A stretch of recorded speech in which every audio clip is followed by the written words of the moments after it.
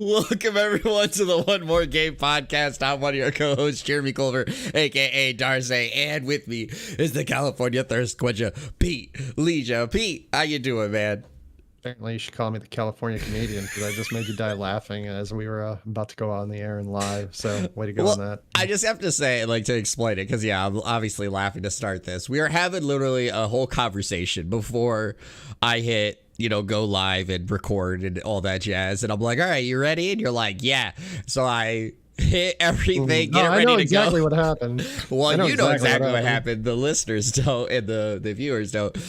I get everything ready. I hit go live. I hit to start the open. And you're like, hey, one thing.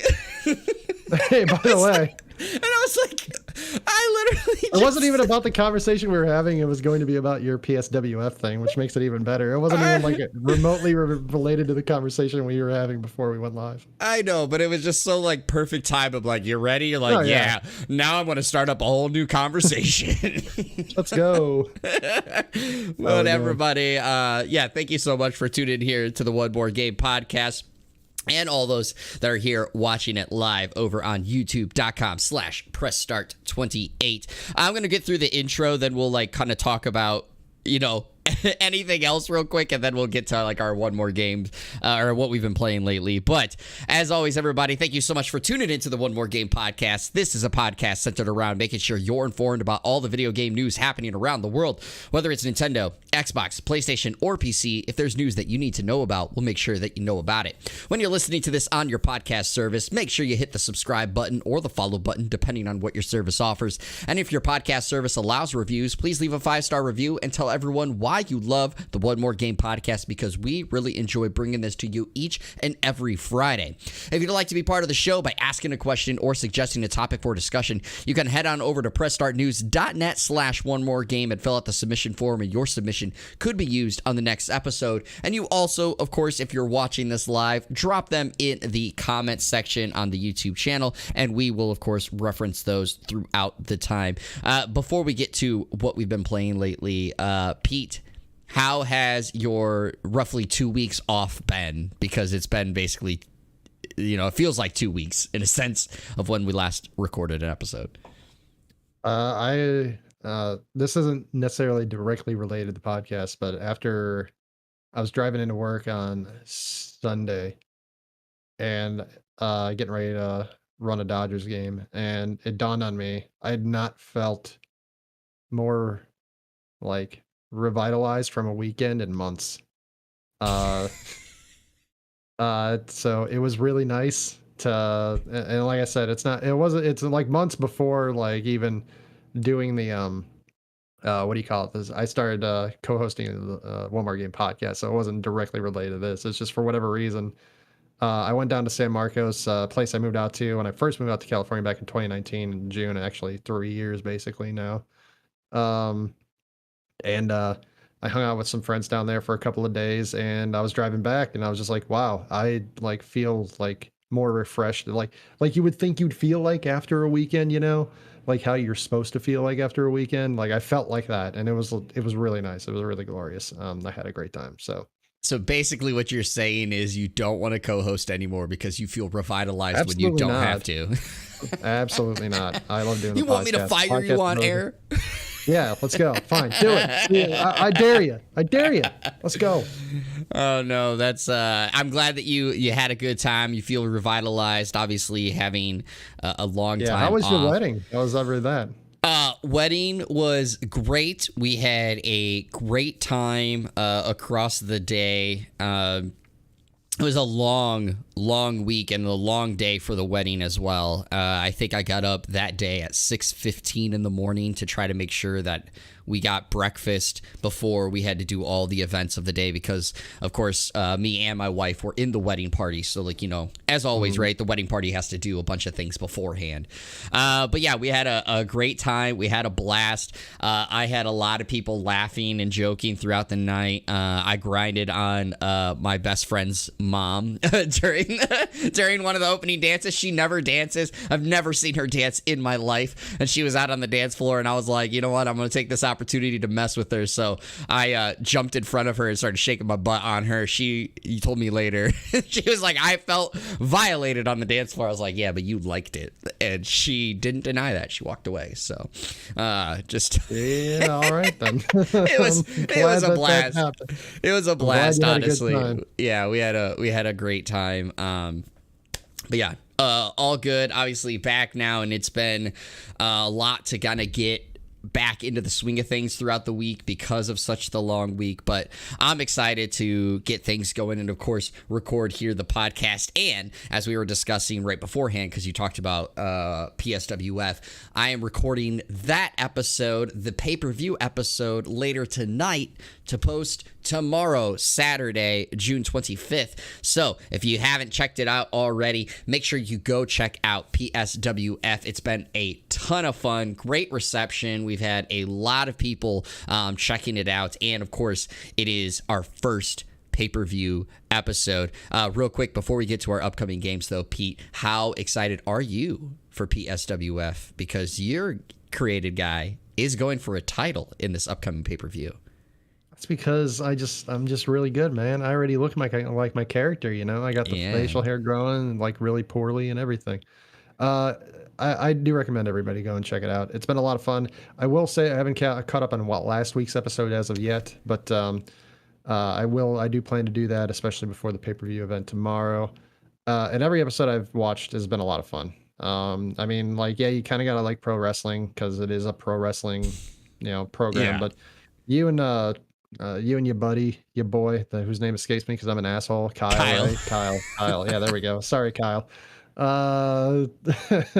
You and Kyle always are really entertaining on the commentary and all that, and it's really fun to listen to you. People are doing their promos and cutting interviews and stuff like that. That's really a lot of fun. The matches themselves probably wouldn't be as entertaining without the commentary, honestly. But I mean, because there's an art form to the actual thing of pro wrestling, but you and Kyle add a ton to that, so it makes it, because as we've discussed before, you both like watch it live and you don't know how the thing's gonna, so your reactions to everything that goes on are like legit, and maybe you try to play it up a little bit, but it's still really fun in that sense where it's just like you kind of like have the same reactions as the crowds do, and that's really like really any good commentator in like any athletic event.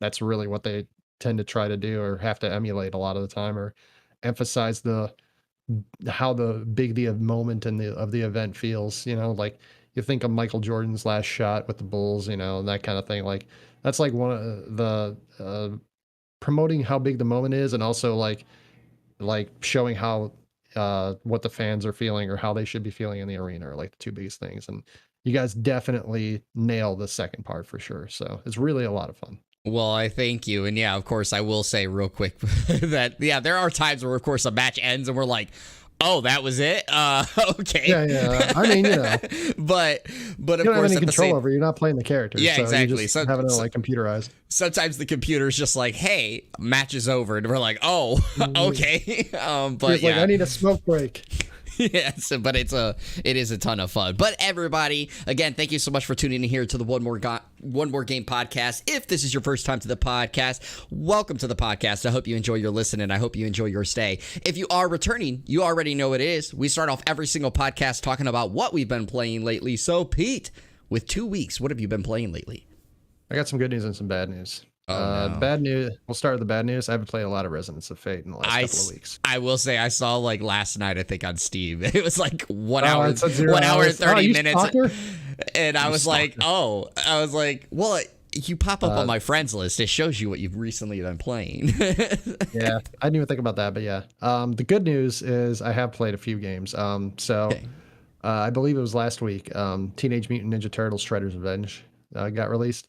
When I was down in San Marcos, a couple of my friends that I was staying with and I, the evil Shredder attacked, and we didn't cut him no slack. Let's just put it that way. It was a lot of fun playing it. Kind of got a little duller longer the game went on. I will say we played on the newer version, like the story version. We didn't play the arcade version where like you only have a certain amount of lives. The story version we played, we also played on the easiest level because we wanted to see the whole story. So like your lives regenerate at the end of every level, and also like you can like power up your special meter a certain number of times that increases the basically you score points for however many like kills you get, and then some enemies give you higher points or whatever.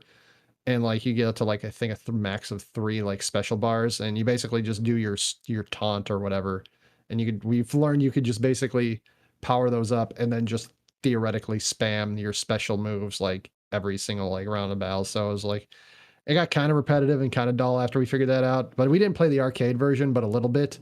We did get Casey Jones and got to dabble around with him. He's apparently a secret character. I thought he just came with the group, but he's also a little more powerful than all the other characters. And it was fun seeing like Master Splinter. You get to play with April. So a lot of that was fun. Another game I played, I got conned into it by my buddies last night, was the Free for All Fallout guys game. Is it called Fall Guys? Am I Fall wrong? Guys. Fall Guys. Yeah. Fall Guys. God, Fallout Boys is the band. Anyway, Fall Guys. Fall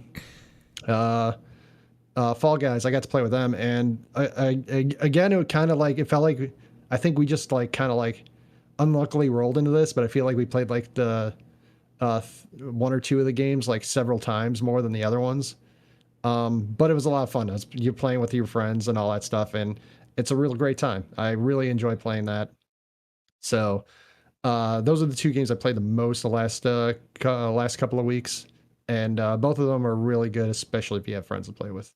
Oh yeah, Fall Guys for sure I love the game. Again, I played it in the alphas and stuff. Yeah, we do have to play it, and I played it in the alphas, loved it, and had a blast with the game when it came out. And then I haven't returned to it for a while, but I've been really anticipating or waiting for the free-to-play because some of my friends that I did play with, I played with them on PlayStation. They no longer play on PlayStation, or they no longer have a PlayStation. So, like, they didn't rebuy the game. And so I've been waiting, and now that it's free to play, it's like, all right, cool. We can dive back into it and have a blast. And, yeah, it's fun talking crap with friends anyway. But, like, when you play a game like Fall Guys, it's really I didn't realize you play with, like, 60 people a lot sometimes, like, in groups, like, when the round of games start. I thought it was just, like, kind of like Mario Party where you just play with your buddies, and it's like, no, sometimes you're in a team together, sometimes you're just a free-for-all. It's really like a blast. Yep, yeah, it is a total blast. So for myself, I actually played a number of games. I'm gonna kind of leave it up to you, Pete, as I've had the recent weeks where I kind of tell you the games I've been playing, and then you just tell me which ones you want, or which one or ones you want me to talk about. So the first one is Eurokill, the Culmination games. I played Fire Emblem Fire Emblem Warriors, the Three Hopes demo. I played a lot of Ghostwire Tokyo, and I've played a little bit of Dragon Dogma. I think that's what it is. Dragon's Dogma, or something like that. The Capcom game. Okay, well, since you couldn't pronounce the first and the last one, we'll go with Ghostwire Tokyo and Fire Emblem. Oh, I can pronounce I can pronounce Eurokill. It's the subtitle because I want to always call it the Culmination game, but it's not. It's CALUMNIA Culmination. Yeah, CALUMNIATION. Culmination. At least we got our tease clip for this episode. Yeah. Okay. So anyway, first off, you said Fire Emblem and Ghostwire. Yeah. Okay. We'll do the demo for a short one, and then Ghostwire. Yeah. So Fire Emblem is a ton of fun. I've had a blast with it. I kind of already figured I would because I love the Dynasty Warriors games. In general, but I also really, really liked Fire Emblem Three Houses. It was one of my favorite games of 2018 is when I think it came out, and I blew through that game. I still need to go back and finish the other two routes, but I did the Alliance route, or the Yellow House route first, and I need to go do the other two houses in there. But it's a blast. It's really fun. They do a great job encompassing the story dialogues that the Fire Emblem Three Houses brought to the table, the characters, story, all that jazz. So it feels like it's right there. I know it's been reviewing really well. You already saw my Facebook post and of course on my Twitter, but I like posted about the joke that like I played the demo for 30 minutes. I mean, I played it longer, but at 30 minutes, my wife walked into the room and I was like, oh my God, I already love this game. I want to get it. And my wife was just like, yeah, you won a lot of games, and walked away. And I was like, oh, well, I guess that means I can't get it. Really quickly before you go on to continue, is this like a new story, or is this like a continuation or like a side story of the Three Houses? So it is not a continuation. The way that it's presented, at least in the demo, is it feels like it's runs right before the events of the game, but also in the same timeline of the game. Because, so to not spoil it, but basically the main character in the Fire Emblem Three Houses game, his name is Byleth. When you start that game, your character is kind of like a nobody, and you kind of don't have like a reputation built. But by the end of the game, you have a reputation built called like the Astral Demon or something like that.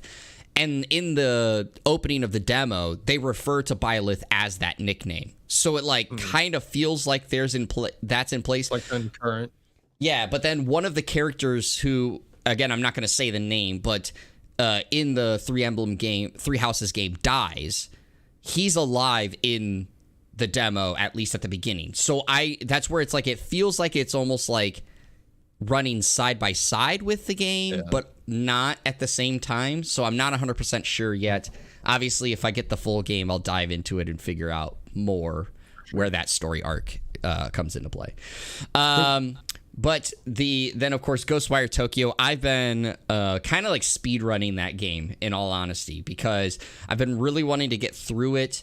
I know that it's not a very long game. And also because of the story about my wife, she was saying, for instance, like I have Ghostwire Tokyo that I haven't beat. So like I'm trying to like beat it to be like, hey, see, I beat a game. Let me get Fire Emblem, right? But I've been steamrolling that game. I'm currently on chapter 4. I'm like 12 hours in. And I've been doing a lot of side missions, but I've always been doing basically side missions that lead towards the main mission. So like I'm not really diverting from my path too much. But I'm having a blast with it, but this is going to be like weird to describe, because some people may take this as me saying I don't like the game. I really do like the game. But I'm like, I really want it to end. And part of it is I don't know if it's because of that whole I want to quickly get through it and get to a different game, or if it's just because my expectations I had for the game were really high. As you know, like this was one of my like most anticipated games, and maybe it's just not hitting that point that I thought it would. But like I've been really just like going through the game. I really like the characters so far. Akito, the main character, is a lot of fun. KK, which is basically the spirit that's in Akito, is really well written. I've been switching between the English voice casting and the Japanese voice casting just to hear the differences. I will say I prefer the Japanese voice casting for the most part, just because the lip sync is actually, towards the Japanese voice casting, whereas when it's the English voice casting, you really can tell the lip sync was not made with that one. And so like it causes me to feel the immersion is a little bit separate. But the combat is really cool. I love the flashiness of it, but I will agree with what some people are saying, is that the controls are strange, and like it doesn't feel like a first-person shooter, even though it's supposed to be kind of like a first-person shooter. So sometimes when you're aiming, it just feels like your cursor goes like all over the place instead of being like a first-person shooter where I feel like it's easier to direct and contact. But story-wise has been all over the place. It's trippy. Of course, they're the same people who made The Evil Within, so I figured the story would be like trippy and all over the place. But it's not as scary as I thought it would be, in all honesty. The creatures themselves are scary, like their designs are, but the story itself and like the way you go about the world, there hasn't been a lot of too many scary things. Besides last night, there was like one jump scare that kind of happened, and I anticipated it, so it didn't make me, have that jump scare. But I was like, oh, this is definitely setting up for a jump scare, and then sure enough, it did. So it was like, Gotcha. I was like, yeah, I kind of figured that was. You stare at a painting, and I'm like, this painting is definitely gonna jump scare at you, and sure enough, it did. And I was like, that definitely has a play with a gun in the first act that's pointed out on the stage.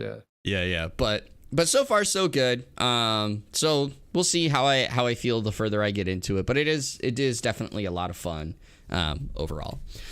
We've been talking about what we've been playing for quite a bit, so let's get to our gaming catalog because we do have quite the things to talk about. We have Overwatch 2 is going to replace Overwatch 1. Final Fantasy Crisis Core Reunion and Final Fantasy VII Remake Part 2 are coming within the next year and a half. Also, we have a ton of new details on Final Fantasy 16, MK12 possibly being teased, and a release date for a really cool game coming to Game Pass later this year. That's all coming up here on the One More Game podcast. I just want to quickly shout out Kyle, who's in our chat. They said it didn't scare him, but he did shart himself. You're right. I had to change my pants when that jump scare happened. You're exactly right. But anyways, we're going to our first article. It is coming from PC Gamer, written by Ted Litchfield, and it is, once Overwatch 2 arrives, you'll never be able to play Overwatch 1 again. And it goes as follows. In a Reddit AMA on June 22nd, members of the Overwatch 2 development team provided some new details and added context for the upcoming game, including a confirmation that the original Overwatch will be fully replaced by Overwatch 2 when that launches on October 4th. As part of a response to a question about the game's early access title, director Aaron Keller stated that when Overwatch 2 launches on October 4th, it will replace the current live service. It was previously difficult to parse what that final form of the not-so-quiet sequel will actually look like, and this, of course, does put that into context. So this is actually something that came out when Overwatch 2 officially was released. It said from the official Overwatch account, Overwatch 1 players and Overwatch 2 players will play alongside on the same maps. With that framing, of course, it made it look like both games would coexist in some form. And in 2020, former Overwatch director Jeff Kaplan, before he left, stated that the game... let's see here, that any sort of Overwatch Classic with the game returned as an early state would be a very costly and technical and art perspective, and there were a lot of art and UI changes that were not properly versioned off, but rather overwritten. It's unclear if Kaplan is suggesting that the various versions of the original game are lost to time and not properly archived, but even 2 years ago, it seemed like the developer wasn't interested in preserving the game. There was other comments that were made that made it sound like they were both sticking side by side. However, for those that are unsure, when it comes to what Overwatch 2 exactly is, it is basically a remake of the game or an overhaul of the game with balances and game modes being overwritten. And of course, it is going to be moving from 6v6 down to 5v5 with a number of other things. But those that are have purchased any skins will coordinate over to the new game and other moves. So Pete, I got to ask you, because we did have that discussion a while ago about diving into Overwatch back when it first came out and enjoying it. So how are you feeling about the news that Overwatch 1 will no longer exist come October 4th? So I'm not shocked in the aggregate that their plan, it seemed like for a while that their plan was Overwatch 2 was going to basically overwrite Overwatch 1 at some point. I am pretty surprised that they are doing it upon Overwatch 2's release. Because not everybody that has Overwatch 1 is going to have the means to get Overwatch 2, like right off the bat, and be able to play Overwatch 2. And I know that they're probably, I believe it even says in the article, they have some way to like, maybe it was just that they're able to transfer some of their data from Overwatch 1 into Overwatch 2, like skins and stuff. But the game itself is basically not going to essentially exist anymore. And that seems like a really extreme thing to do on such a short turnaround. Like you would think there'd be like hey, Overwatch 2 is going to start in November, and by July over the next like 6 or 8 months, we're going to slowly like like kind of like turn Overwatch 1 offline. Because I mean, like supporting both servers is basically like combating with yourself in a sense, and you don't really want to do that. In any game that's like focused on people playing it, subscribers, you don't want it messes up your ladder system. It'll make it longer to actually get more players to play games. I mean, I know they're going to a 10-player format from their 12-player format, but there's certain things that if you just don't want to be just in general with things, you don't want to be fighting with yourself on like players and customers and stuff like that. That's just a really poor way to run your business.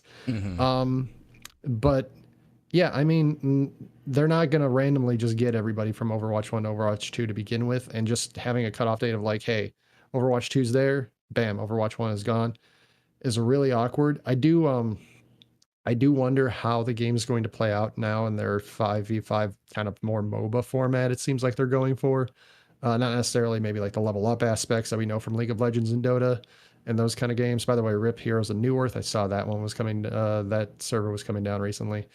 But I do feel like a lot of this game, there's going to be a lot of changes, and I hope they've tested it out, but it's really hard for just developers to test things out as much as like the first, I saw a tweet recently. There was like a tweet chain of like, what do game developers wish people knew, like customers knew about their games that they don't normally know. And one of them is there are no more, it was a Hearthstone dev, I believe, and it said there are no more games tested in the developer testing than there are in the first day of a new like expansion. And there's going to be a lot of bugs and a lot of issues. And so like to just like basically like cut off, like, you know, just rip out the cord out of Overwatch 1 once Overwatch 2 releases does seem like a really drastic measure that they are taking. I will say that it's, as you kind of said, it's not surprising because when Overwatch 2 first got announced years ago, of course, in this situation, November 1st, 2019 is when that tweet came out originally. The director at that time, Jeff Kaplan, had said that eventually they were going to roll the two into one. But the term eventually makes it sound like it's going to last a little bit, right? So the fact that it is on day one, just like Overwatch 1, right? It was kind of surprising. And I know that I will just kind of break the fourth wall here real quick. You know, I made a video yesterday on TikTok about this, and I cross-posted it onto my YouTube video, and it's actually one of my most disliked YouTube videos I've ever posted, because a lot of people were saying like, basically, oh, this is old news, it's not new. And it's like, well, it technically is new because, again, the wording around it has changed, and we know a definitive date now of when Overwatch 1 will no longer exist. But the biggest thing from there is the fact that Overwatch 1, the 6v6, is going to just cease right away. And there, of course, you're always going to have those stragglers who really enjoy the old way, right? Like, you know, we talk about it in all forms of aspects. You have the old fogies that we joke about that, like, they don't want to move on. And so it's just, it's needed for moving everybody to Overwatch 2, so that way, as you said, it doesn't split your fan base. You don't have, you know, long queue times trying to find matches and stuff. But it's just weird that they didn't do a short rollout, as you talked about it, you know, to wean people off into this new game. Now, of course, the fact that all your skins are going to carry over, that's great. There's been reported before, I didn't have it in here, but like they're getting rid of loot boxes and they're going to go to like a battle pass tactic. So any loot boxes are automatically going to be opened and rolled over into the new game. That's all cool. Of course, Overwatch 2 being free to play makes this an easy transition where it's not forcing people to say, hey, Overwatch 1 is shutting down. If you want to keep playing, you got to buy Overwatch 2, right? Like, you get to continue playing. But it's just that simple fact of, you know, my wife, when I told her about this yesterday, and I agree, like, I understand it to an extent, is that for the people who bought Overwatch 1, you know, you bought this physical disc or anything, right? Like, for myself, I have Overwatch 1 on PS4. Now, physical disc is now useless. It just is, you know, sitting there. Like, technically, I bought it, right? And I can still look at it, and it's great. And I am a physical collector, so, like, I do love, you know, those kind of aspects. But in the grand scheme of things, it's just sitting there. It's worthless. I can't sell it. I can't do anything with it. And so for those people, and I did see this on my TikTok, there are people like, hey, well, what about me who spent the money on Overwatch 1? Like, what do I get? And I did see some people say that they're going to get some extra things. I don't know if that's for sure. I'm not going to include it in the discussion. It's why I didn't include it. But I can see that point of view of the fact of like, well, I spent money first, and now what happens to my game since I no longer have access to it, can't play it, but it is like still going, but it's into Overwatch 2. And of course the other question too is like, it's probably a foregone conclusion at this point, but technically the question remains, the PvE mode, which Overwatch 2 is supposed to be bringing, like that's kind of the reason Overwatch 2 was first originally coming. Well, the game is free to play. What is that price of the PvE going to be? Is it going to be 30? Is it going to be 60? Do you get a tease of it because it's free to play and you got to, pay for the rest of the missions or whatever that might come out of that PvE mode? There's a lot of questions here that just makes it up in the air. But I, again, want to shout out Kyle because he did put in here, right? This is the move. Move everyone forward. I personally like the move. Also feel that Overwatch 2, for me, is so much better.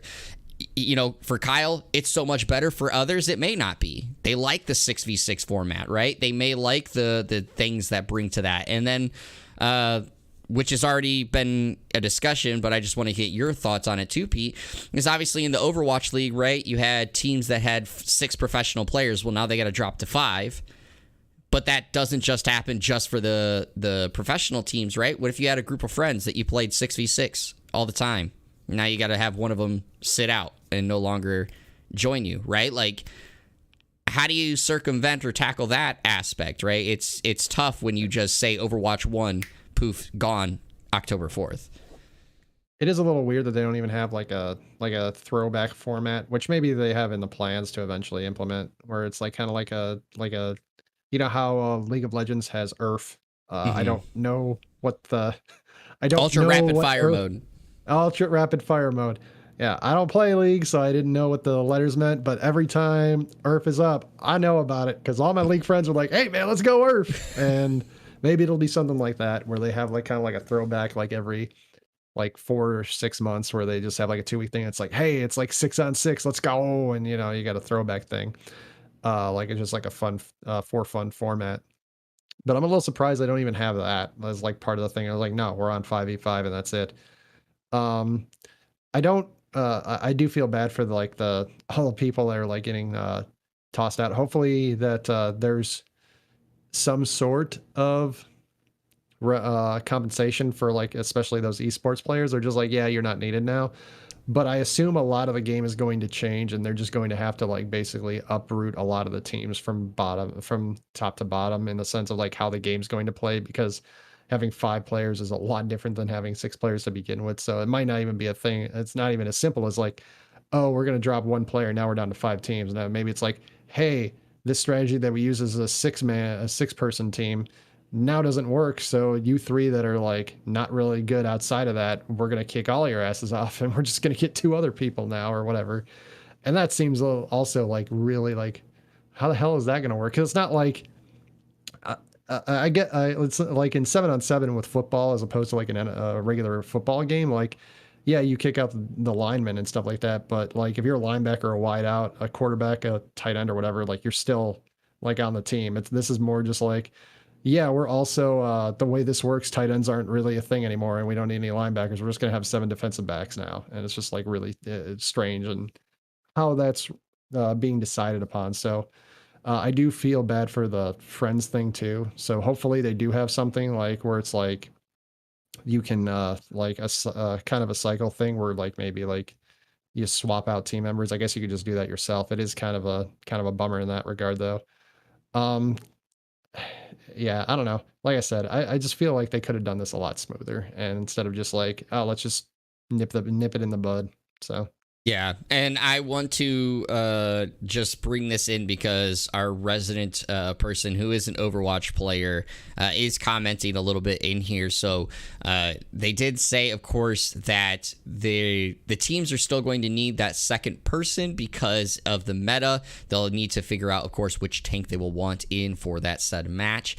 And almost every team is currently still having those two tanks. So we'll see that is, of course, the current way right now. But as always, and which is kind of what we're both alluding to, is with the drop, that doesn't necessarily mean that will be the way they go about it long term, because at the end, when you axe a player from your roster, or a needed player, so to speak, from your roster, changes and dynamics of team thought processes can always change.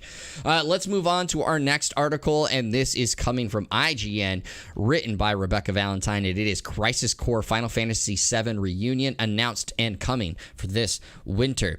It goes as follows. Crisis Core Final Fantasy VII is really real, with Zack in all his glory, and it was announced at the Final Fantasy VII 25th anniversary stream, and it's called Crisis Core Final Fantasy VII Reunion. It's planned for release on Xbox Series, PS5, PS4, Switch, and PC sometime this winter. Now, this is a prequel to the original Final Fantasy VII that was released back on PSP in the West in 2008. The game gained unexpected new relevance when Final Fantasy VII Remake seemed to include a shot-for-shot remake of the Crisis Core ending, but drastically changed its outcome, seemingly confirming that the protagonist, Zack Fair, it would be make an appearance in the main games.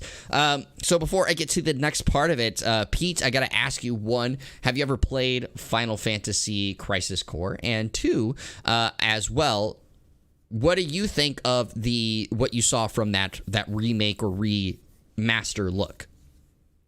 This is going to sound really bad, but I have actually played Crisis Core. Yeah, I threw a curveball there, huh? Good job. You thought I was gonna say no. Yeah, I've actually played it. It was a really great game. I really enjoyed playing it. I didn't do the 100% completion because I didn't think I completed all the missions, but I did get to the end of the game. The end of the game was really touching. The way they incorporated the game combat mechanics was like one of probably the best ways of like actually incorporating game mechanics into any sort of storytelling mode, I feel like, in any game that I've played, which I can't say is a ton of games. I play a lot of games, but it's not like you play, Jeremy. I'm not even close. I'm like not even spitting distance. And people like that in general, like I'm probably way more casual in that sense. But I still really liked that aspect. And when I saw the reunion thing, my first thought was, well, I guess I got until winter to get a PS5 because I'm gonna need it for. I technically still haven't played Intergrade yet, or that's what it's called. That's what the Yuffie expansion basically is. Yeah, I haven't played that yet. I'm gonna want to play Reunion. I'm gonna want to play Rebirth. We got another game we're gonna talk about after these two that I'm probably gonna want to play that as well. So I'm gonna need a PS5. It's probably no better time to get one than right now. Yeah, I will say I have not played Crisis Core because I didn't own a PSP. So for me, I've always kind of wanted this to come to fruition. And so the fact that it is awesome. And I love how it looks. Like, some people are calling it a remaster. But like looking at it, it almost looks like a remake because of just how well the arts and all that looks to me. So I don't know. I still think it looks like a remake, but there's a lot of people saying it's just a remaster. But I've seen side-by-side comparisons, and like all the models look like the Final Fantasy VII remake models. So like I feel like it's an actual remake from that sense. Yeah, I thought they were. Sorry, I cut you off. I thought they were. I thought they actually mentioned somewhere that they're like they're adding some different story elements to it. Maybe that was just my assumption too. But I thought I saw somewhere that was actually a thing. I don't know if it's gonna like drastically change the story, but I wouldn't be surprised if they tried to like make it more in line with whatever story they're going along with Final Fantasy VII Remake and Rebirth. Yeah, I think it's a remake, and I think you're right with the changes. But before I say my last thing real quick, I want to shout out Mr. Adam for saying in chat, keep grinding. Thank you, Mr. Adam, for your support. We really appreciate it. And Cobalt showing up as always, saying that he's replaying the intermission now, the DLC, and he finds it a very enjoyable DLC. I loved the intermission DLC. Thought it was really awesome, and I don't remember the name of the character, but one of the characters that you fight, one of the bosses you fight in that DLC, was so awesome. I loved it, and I was just like, I cannot wait to experience this guy further in the other games. So that's for me. The one thing I just find really weird that I want to say before we get to this next thing is, again, Crisis Core is coming out for PlayStation 5, PS4, Switch, PC, and Xbox Series. Final Fantasy Remake is currently not available on Switch nor Xbox. So I find that so interesting that Crisis Core Reunion is on those two, and Remake is still not even on those. Just finally launched on Steam. So it's just like, I feel like, of course, that's a tease. At some point, the Remake will be on those consoles. But we're a couple, what is it, like 2 years out now? And it's still not on Xbox, so I just don't know when that's happening.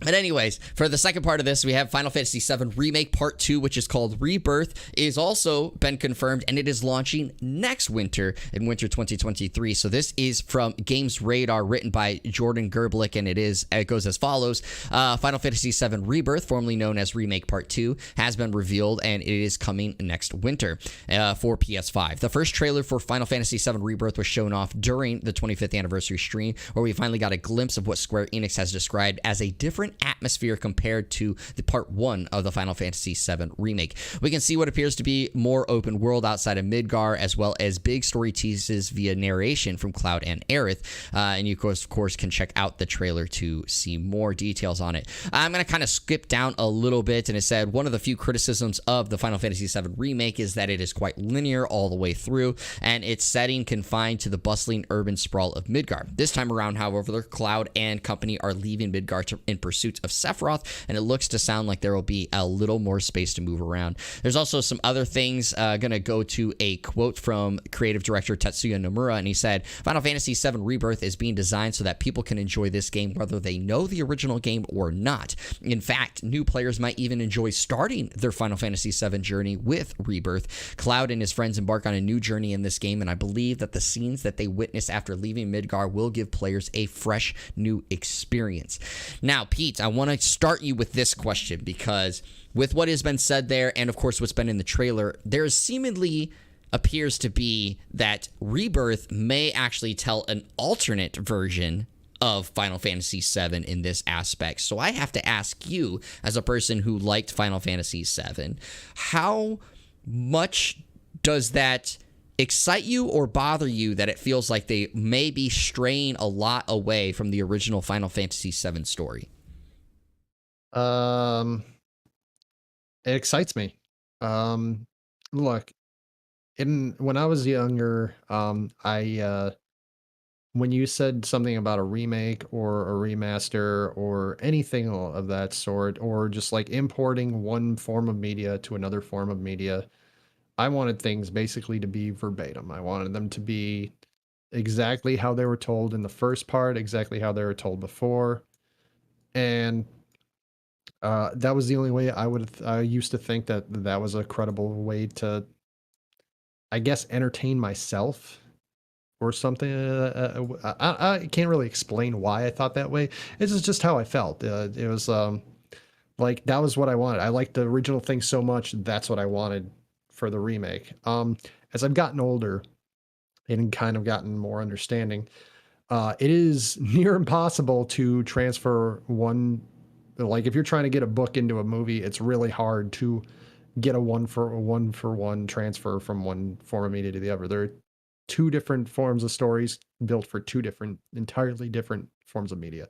Going to this one specifically, it's obviously it's a one video game to the next, but there's been so much, so much technology and advancement in that time frame that you're almost going from one form of media to another. Because like we're going from 1998 basically to 20 years later in 2018. I mean, I know they started making this probably in like 2016 or 20. When was the first thing? Like 2014 or something like that was when like the first like clip or whatever of Final Fantasy VII Remake was shown. Like it wasn't a clip of it, but it was like if it was on PS3 or PS4, this is what it would look like, that kind of thing. Like those, like, so I mean, it feels like they at least thought we're thinking about it like that far back whenever they first revealed that movie clip.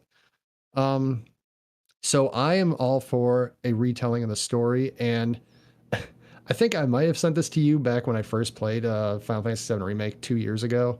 I basically wrote like a 3 like page, kind of like a reminder of like I just want to get all my thoughts on paper because I was one of the first of my friends to actually play it in one of the discords that I'm in.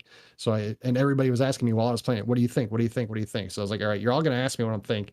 Here's like a synopsis of my thoughts on it, and you can't tell the same story, I don't think, of Final Fantasy VII because there's so much from the original game that we already know about. Everybody knows about, even if they've never played the original.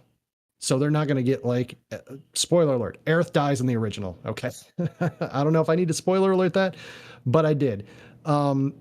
People know that. That's like one of the biggest like things that's ever happened in a video game because characters in your main party and stuff like that, like major characters, unless they were constructed not in RPGs or anything like that, didn't die at that time. That was like not a thing that ever happened. You just revived them.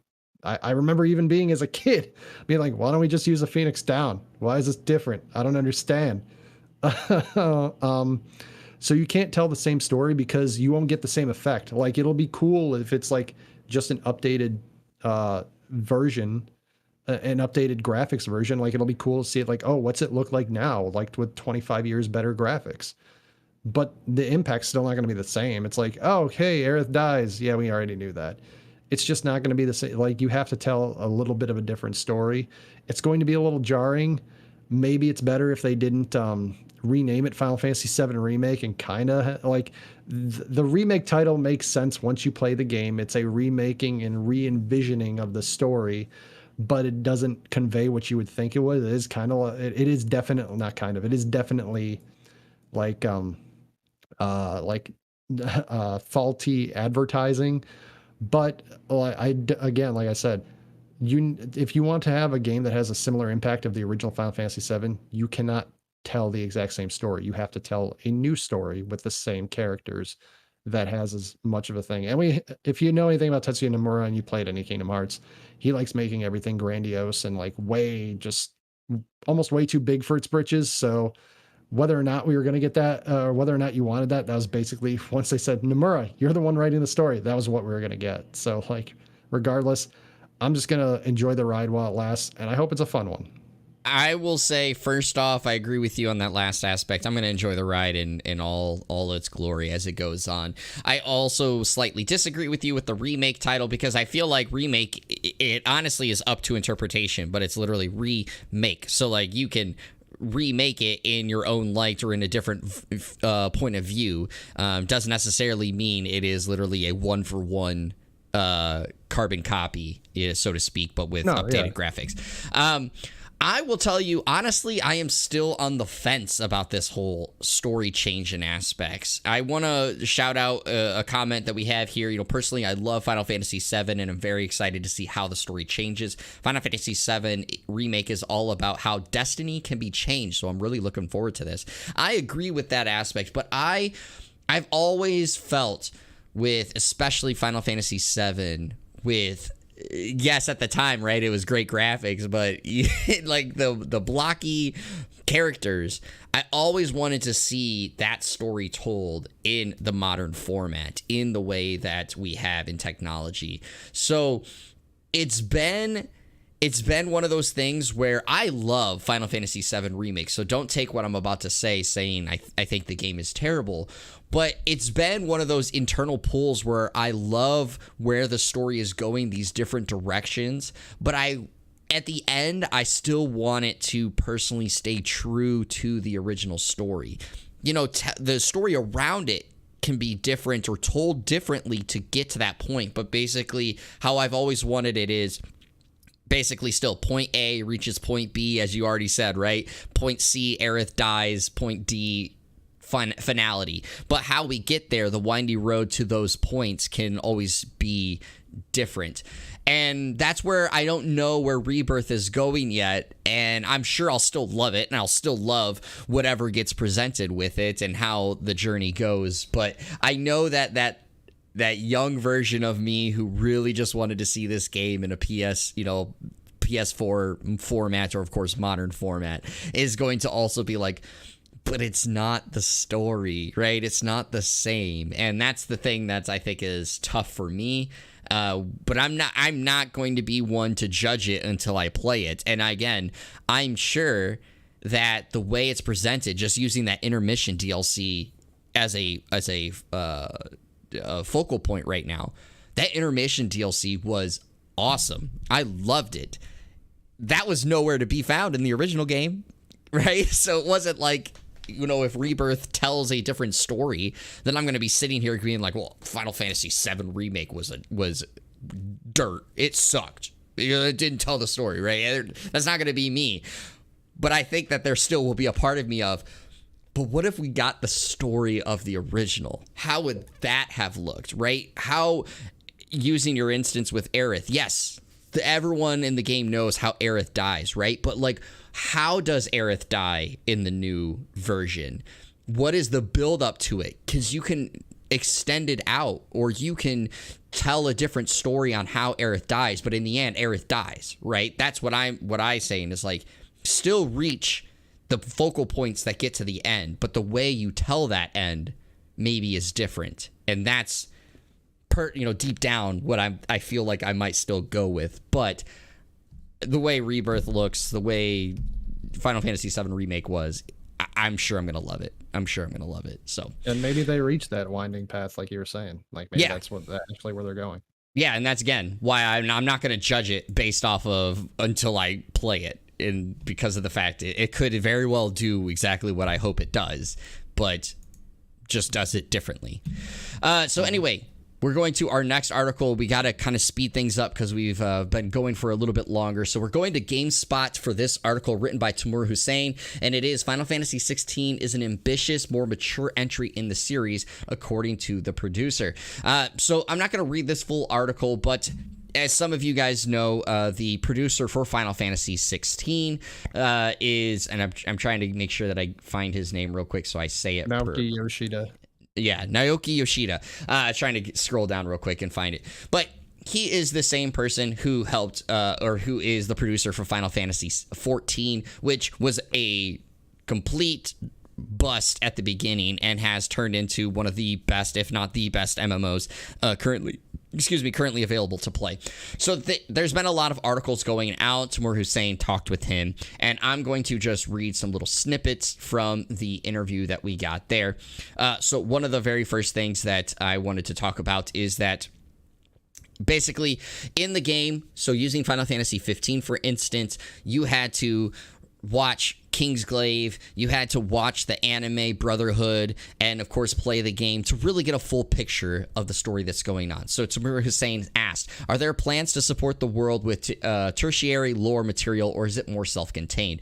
And Yoshida said, currently there are no plans to create anything, for example, like a lore book like we had in Final Fantasy XIV. So the development team is currently working really hard to make the final release of the game a complete experience so that no other tertiary content will be required to enjoy or understand it. And so how the story and the narrative progresses is that we follow the life of Clive Rossville through 3 stages of his life: his teens, his 20s, and his 30s. And because we're covering such a large amount of time with those jumps, it's safe to say that a lot will be happening in the background with regards to the state of the realm.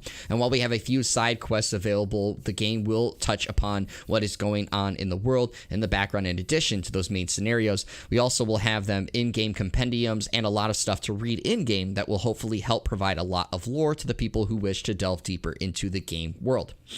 Also, and I feel a sneeze coming on, so hopefully it does not happen. In the trailer, there was implied nudity. So is this going to be a more M-rated Final Fantasy? And it said here, so this is something you can say, not just with Final Fantasy series, but in general, compared to the past, video game ratings have become more and more restrictive recently regarding what can or cannot be shown. That said, I do believe the ratings are very important to ensure that younger players, younger children, are shielded from extreme material. But on the other hand, when trying to tell a story with difficult adult themes, these ratings can end up becoming somewhat of a hindrance, and you find yourself changing things that you wanted to do in the game based on the rating. You wanted to show something, but because you have this certain rating that you need to go to, you need to move the camera away. And that ends up making the entire experience feel a little bit cheap. And so at this time, to make sure we could tell the story that we wanted in the way that we wanted to, we decided to pursue a mature rating in most of the regions that will be releasing the game. But again, this is not because we simply wanted to make the game more violent or the game more explicit. This is because we felt it necessary to tackle and explore the more mature themes in the game it tackles. There's also some other things, of course, in this article and a number of interviews that went live on various websites, so go check those out. But Pete, what were your thoughts after hearing or reading this interview? The first thing I thought of was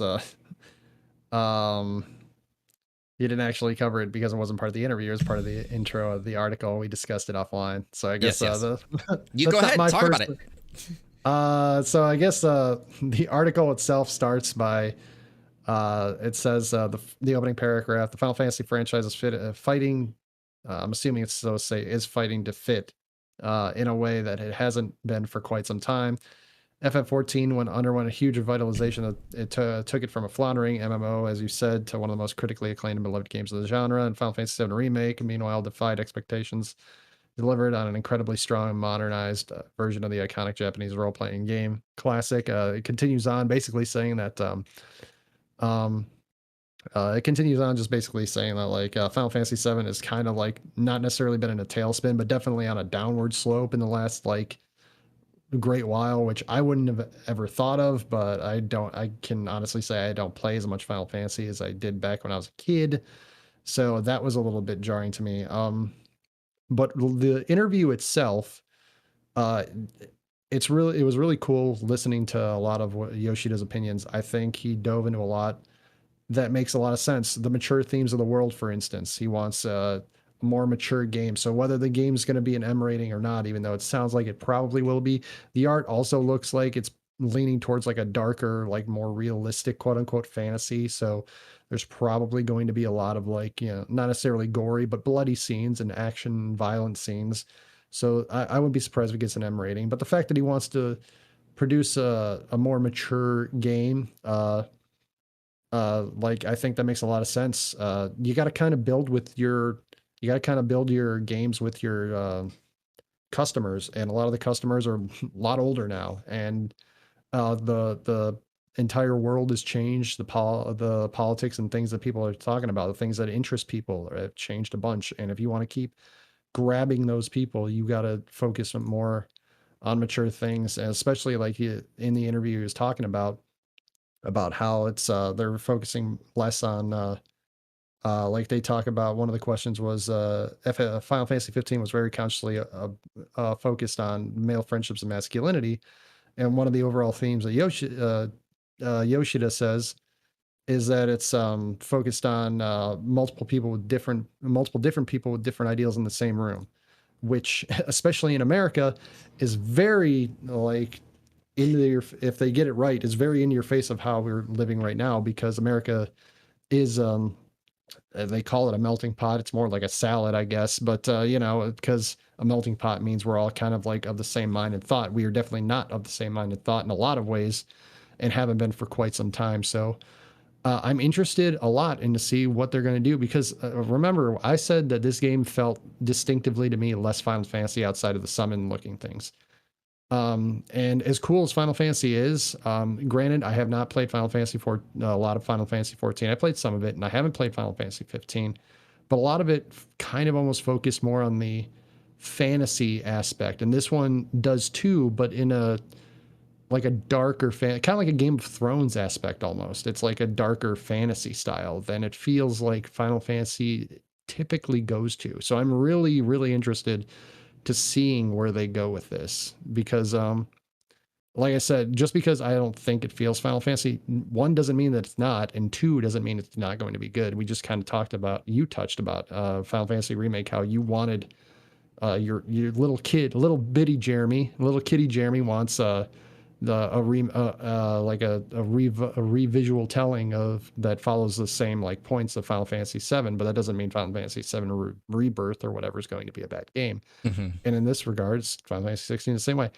Little Petey wants he wants, you know, a game that reminds him of Final Fantasies of old when he was a kid, like Final Fantasy 7, 8, 9, 10, even 12, even though I didn't really care for that one as much.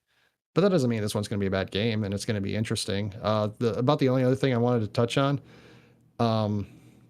the fact that they were mentioning that a lot of stuff we saw, like some of it was more like cinematic than fighting based, which is kind of a bummer because I was really kind of hoping you could just like transform into a big ass giant like Titan dude or Ifrit and fight Shiva, and that would be kind of like the boss battles, which they might still do, but they kind of seem like the way they reference it, it feels more like they're going to be like mini games almost. Mm-hmm. Like one of them's going to focus on shooting and the other one's going to focus on like pro wrestling and stuff like that, or mentioned specifically, I believe, while I was reading the interview. So there's but the interview itself, I always love listening to game developers and directors and stuff like that. And the fact that he's well renowned for bringing Final Fantasy XIV back from its original format in 2010 to 2012 to what we know now from A Realm Reborn, and just made that, like you said, the best, and what the article says, like the best MMO out there basically now, or one of them. I'm really hoping that he nails this one. And I think he has the goods, and he has the team that he can do it, I guess.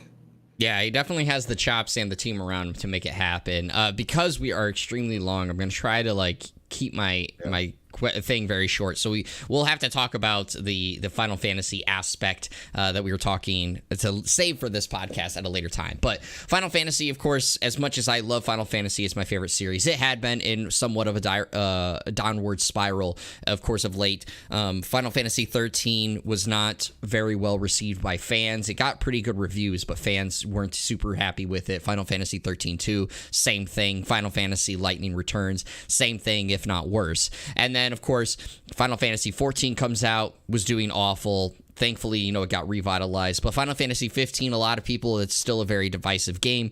Some people love it, some people don't like it because of the content that had to be chopped off to basically get it out to market. And then with the DLCs being canceled, not getting to tell the full story that was supposed to be planned. So when I'm saying like it's trying to fight its way into fitting in, technically is not wrong, but of course it's a little bit of sensationalizing. However, again, Final Fantasy 14 did a great job. Final Fantasy 15 kind of redeemed itself with the Royal Edition, and of course Final Fantasy 7, which, saying that it defied expectations, I disagree. I think everyone expected it to be great, and it was great. That's just how it is.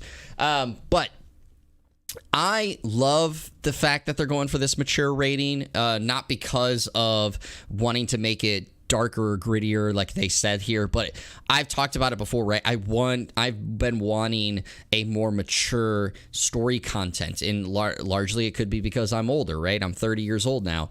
I want that more mature standpoint, and it feels like this game may finally do that, getting to that more mature topic. Again, Final Fantasy has not shied away from mature themes or stories or topics in general, but as I've always talked about it in our most recent episodes where we brought it up, that it always seemed like there was this mature topic, but they did it with a smile on their face, right? Where like this, it feels like it's actually going to be gritty in the actual turmoils and things that go through the topics to get you to the end result.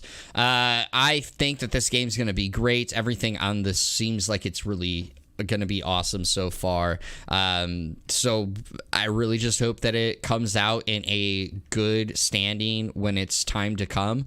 The fact that it's not open world is going to be pretty interesting in that aspect. I mean, Final Fantasy, in a sense, hasn't been open world for a number of games, but I love the fact that we are going to be told a story so that the open world may not, drive us away from that aspect and getting towards the story. And I love story. It's obviously one of the biggest things I play video games for, is the story that gets told through it. So I'm really looking forward to it. I can't wait to see what goes through with this game.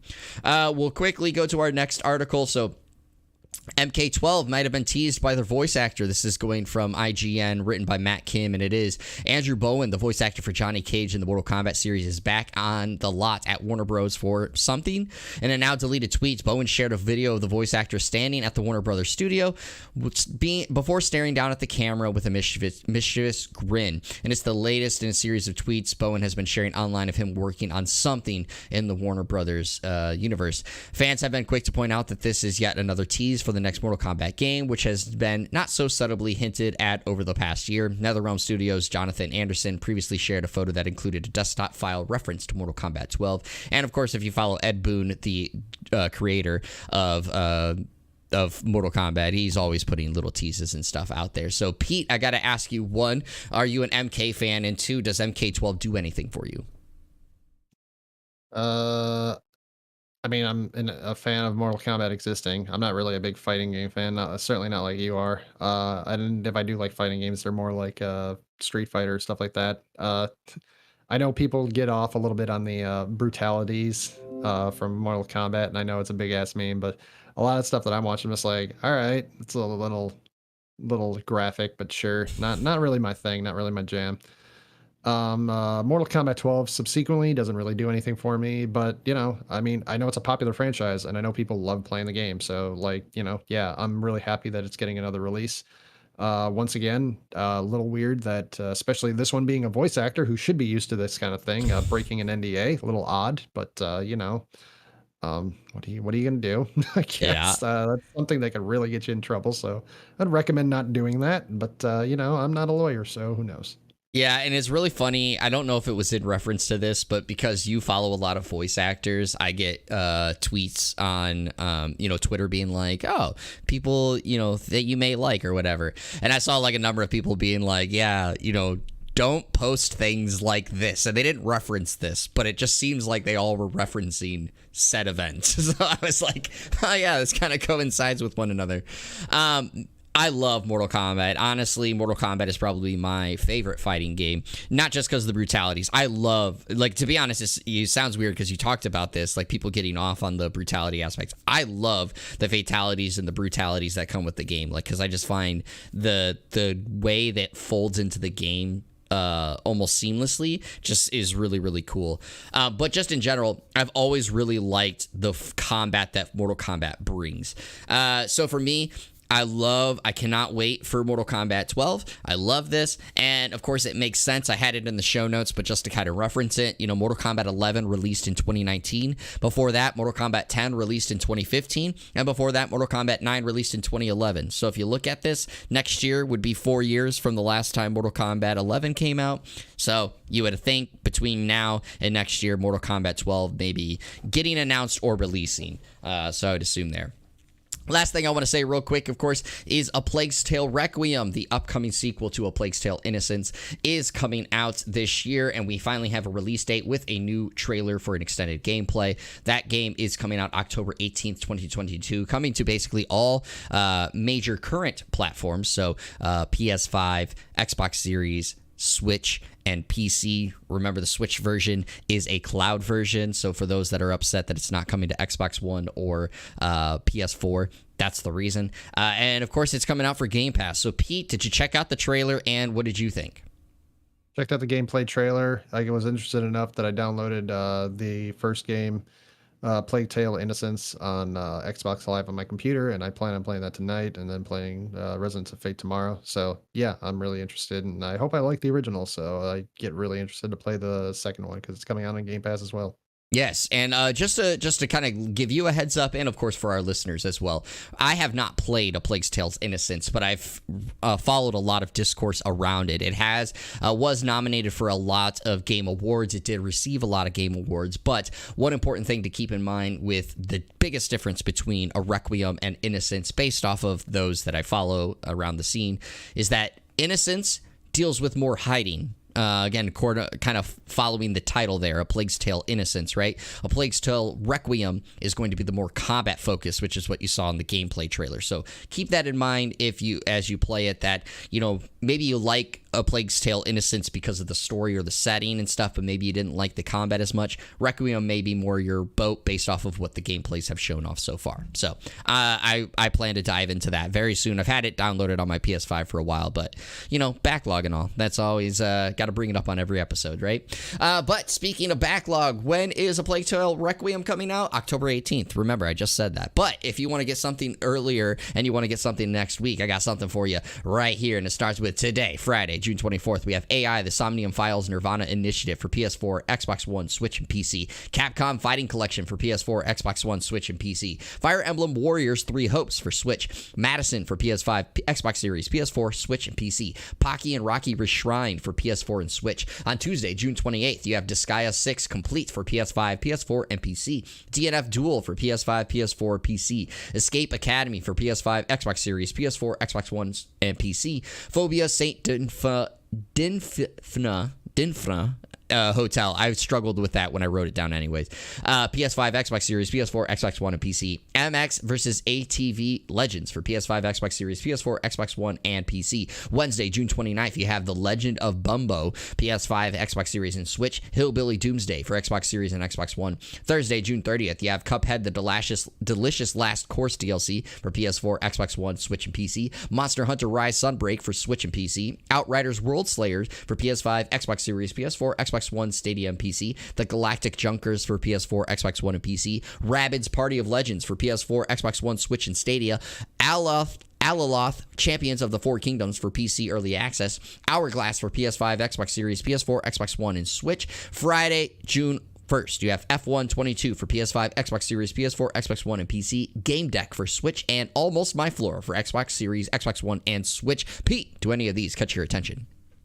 Quite a few of them do. The three that I'm looking at that aren't like the bigger name ones because people are already looking at those. Escape Academy look kind of interesting. Alalith Champions of the Four Kingdoms, even though it's I'm interested in, even though it said it's fast paced. It did not look fast paced from the 90-second trailer that I saw, but it looked kind of interesting, something that I want to try out. And then Game Deck also looked pretty interesting from the trailer that I saw. Yeah, and Game Deck is also currently out on PC already. This is just the Switch port of it. And Game Deck has been one that I've been following for a while, so I'm kind of interested in that one. I talked last week about some of them, so I'll quickly run through it. Of course, AI already. Capcom Fighting Collection, yes. Fire Emblem Warriors, yes. DNF Duel, yes. Disgaea 6 Complete, yes. Then, of course, with Thursday on June 30th, Monster Hunter Rise Sunbreak. I still kind of want to pick this up, even though I wasn't really big into Monster Hunter Rise on my Switch. And also Outriders World Slayer. Those are the other ones. So that's the big ones. You were shaking your head no. What was going on? I just don't care about Monster Hunter. It's like if you took any.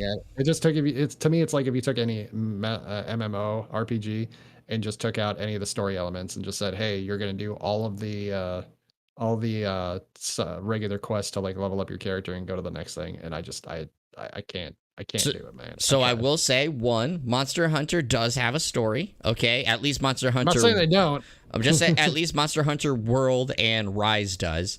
But two, I will say I do agree with you in that same aspect, because I've always been a bigger God Eater fan, where God Eater is obviously the same concept. It is a fighting monster killing game where you collect things to create items for yourself. But I have always felt why I liked God Hunter more is, one, it's faster paced, and two, because it focuses more on the story in those aspects, dealing with, of course, the apocalypse and stuff. So I agree with you to an extent, but also disagree with you. So shut up, Pete. Anyway, that's all that we have here for this episode.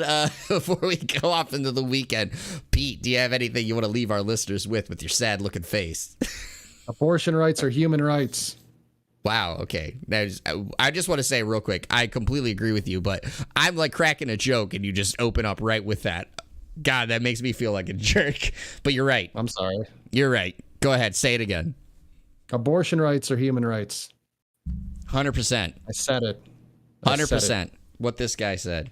Agreed. Yeah, we didn't bring it up throughout the whole thing, and obviously we don't have a lot of time to talk about it, but the the Supreme Court ruling is honestly so stupid, and I cannot believe that this is actually happening. I mean, I guess I can, and I can't believe it. And also, you know, think about your family members that this directly can impact, because this could be very devastating across the country. So, yeah, I agree with you, Pete. But that is all that we have for this episode. Once again, I have been one of your co-hosts, Jeremy Culver, a.k.a. Darce. This has been the California Thirst Quencher, Pete Legia, and we really enjoy bringing this to you. As always, everybody, stay hydrated, stay healthy, stay safe, and keep on gaming. We'll see you guys on the next episode. Have a great rest of your week.